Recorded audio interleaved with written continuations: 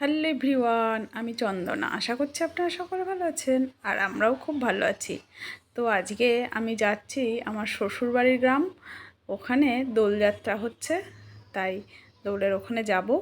গিয়ে আপনাদের সঙ্গে কিভাবে যাচ্ছি না যাচ্ছি সেটা একবার শেয়ার করি। আমি গেদে লোকালে উঠেছি আর মাঝদিয়া স্টেশনে নেমেও গেছি।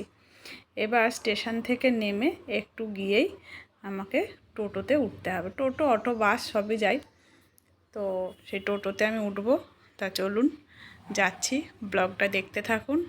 আর আপনারা যারা আমার পেজের ফার্স্ট দেখছেন তারা অবশ্যই আমার পেজটাকে ফলো করুন। আর যদি ইউটিউব থেকে দেখে থাকেন তাহলে আমার চ্যানেলটাকে সাবস্ক্রাইব করুন। এবার আমি টোটোতে উঠে গেছি। এটা হচ্ছে দোলতলা, ভাজনঘাট দোলতলা। তো এবার এখানে এখন সব মেলা বসে গেছে, 5 দিন ব্যাপী মেলা হয় এখানে। খুবই সুন্দর আয়োজন।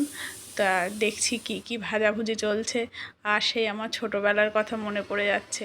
ছোটোবেলায় আমার 3টে মেলা ছিল খুব ফেভারিট, জানেন তো। একটা ছিল এই দোলের উৎসব, একটা ছিল চড়ক, আর একটা ছিল পয়লা বৈশাখ। এই 3টে মেলা হতো আমাদের পাশাপাশি 3টে গ্রাম। এই ভাজনঘাটে হয় দোলের মেলা, আর হচ্ছে পেপুলবেড়িয়া বলে একটা গ্রাম আছে, ওখানে হয় পয়লা বৈশাখের মেলা। আর ফতেপুর বলে একটা গ্রাম আছে, পাশের গ্রাম, ওখানে হয় চড়ক। তো এই 3 দিন 3টে উৎসবে আমি কি করি, পয়লা বৈশাখে ভান্ডার কিনি মেলায় গিয়ে। সেই ভান্ডারে জমিয়ে টাকা হচ্ছে আমি এই মেলাগুলো দেখি। আর বাবা তো টাকা দিতই, খুব সেই দিনের কথা পুরো মনে পড়ছে। তা চলুন, এখানে প্রচণ্ড লাইন পড়েছে। এবার দাঁড়িয়ে লাইনে আবির দিতে হবে। তা আমি অনেকটাই পিছনে আছি। আমি ওখানে পৌঁছেছিলাম 11টার সময়। সব পরিচিত সবার সঙ্গে দেখা হলো। সবাই আমাকে একজন ছবি তুলে দিল, আমিও সবার ছবি তুলে দিলাম। দিয়ে রং দেওয়া শেষ হলো। এবার রাধা বল্লভের প্রণাম করে, আমরা এই ঠাকুরেরই দীক্ষিত। আর এমনি মন্দির থেকে আজ 5 দিন এখানে থাকবে মেলায়, তারপর আবার মন্দিরে ফিরে যাবে। তার এখানে দেখুন কি সুন্দর সুন্দর ভান্ডারগুলো, সব এক একটা ফল সবজির আকার দেয়া। খুব ভালো লাগলো, তাই একটু ছবি তুললাম। আর এই যে খইয়ের মুড়কি মাখছে না, দে ধানের খই বলে। আর যে বোঁদে, তারপর নিমকি, কত কিছু ভাজাভুজি হচ্ছে আমি দেখলাম। তা এখনও তো মেলা পুরোপুরি শুরু হয়নি, দুপুরবেলা, এখন বাজে 11টা। আমি এবার টোটোয় উঠে গেছি। দিয়ে এবার যাচ্ছি আমাদের বাড়িতে। গিয়ে বাবু মার পায়ে আবির দিলাম, ঠাকুরের আগে আবির দিয়ে নিলাম। দিয়ে ঘরের ঠাকুরের বাবু মার দিয়ে এবার বাবু দেখি রান্না করছে।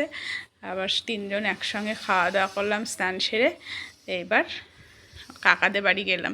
কাকাদের বাড়ি গিয়ে কাকা বৌমাদের সবাইকে আবির দিলাম, ভাই বউদের দিয়ে আবির মিষ্টি খাইয়ে ঘরে আসলাম।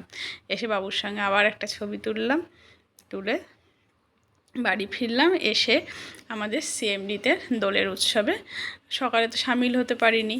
তো আমার হাজব্যান্ডরা সবাই ছিল, মেয়ে ছিল বাড়ি, এখানে সবাই উৎসবে মিলিত হয়েছিল। এবার রাতে ছিল আমাদের এখানে, ওই দিন আমাদের লোকনাথ বাবারও পুজো দেওয়া হয়। তো অনুষ্ঠান ওখানে হচ্ছে। তা আমাদের খিচুড়ি খাওয়ার ব্যবস্থা আছে। তা চলুন কি খাওয়াচ্ছে একবার দেখি। আর এখন যা লাইন, খানিকটা আমাদের দাঁড়িয়ে থাকতে হলো। প্রচুর আবশ্যক তো এখানে, তা অনেকটা সময় লাগে। সবাই যদি আসে, তাও তো সবাই আসে না। এবার এসে এখানে দাঁড়ালাম, দাঁড়িয়ে দেখুন। চলুন, এবার পাতা দিল, আমরাও বসে গেছি। পাতা জল দিয়ে দিল।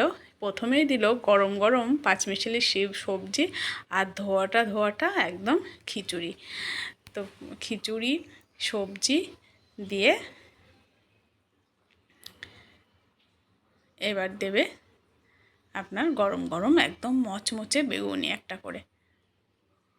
তো এবার আমি এটা খেতে শুরু করলাম। প্রথমে সবজি দিয়ে একটু খেয়ে নিলাম, তারপর বেগুনিটা শুধুই খেলাম। এত ভালো লাগছিল, বেগুনিটা দুর্দান্ত হয়েছিল।